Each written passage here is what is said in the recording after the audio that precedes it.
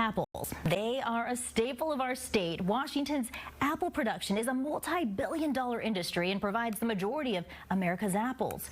And as the years go by, tastes change. The honeycrisp apple is a popular choice now and the second most produced apple, but it's a pain for some growers here. To peel back the layers of this apple, we're joined by Jackie Variano of the Seattle Times. Jackie, thank you so much for joining us here today. Yeah, thanks for having me. So you spoke with growers and people in the apple industry about honeycrisp apples. They don't seem happy about the variety, though. What's the problem? I know it's a funny thing because none of them are complaining about the taste of a honeycrisp. Everybody loves how they taste. But compared to some of the other apples that our state grows, they have a really thin skin. They're prone to different diseases. They weren't an apple that was developed in Washington, so they're kind of developed more for Minnesota and Michigan weather than they are for Washington weather. And I think that's another one of the downsides is they just are fighting an uphill battle with that specific varietal. And you just mentioned the skin, and there's also a calcium deficiency as well as being a hurdle for those growers. How do those factors really impact the production and delivery here? I think they just have to work a little harder. They might have to do a few more inputs with their fields. They kind of have to baby them.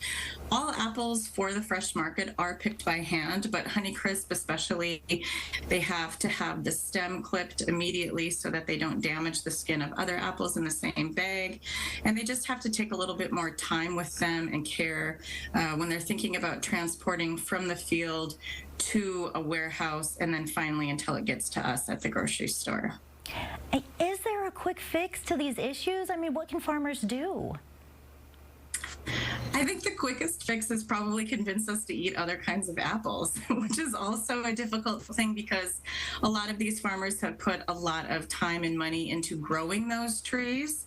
And so I think there's always Washington farmers that are looking at maybe what the next big apple is going to be. And we've seen some of that at our grocery stores, right? We've seen a Cosmic Crisp, we've seen a Sugar Bee. People still love Red Delicious or Fuji. So I think the main thing would be to remember to diversify your apple consumption and not necessarily be so beholden to one specific type. I mean, you just kind of touched upon it, which apples we should eat instead of the Honeycrisp, right? So good, yeah. Good advice there. I guess before we go, we have to ask you, what is your favorite apple? Oh, I shouldn't say the Honeycrisp because it kind of is, but I do really love a Cosmic Crisp.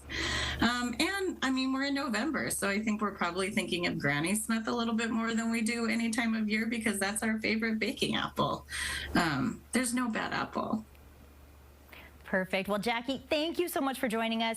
We really appreciate it. Jackie with the Seattle Times. Thanks.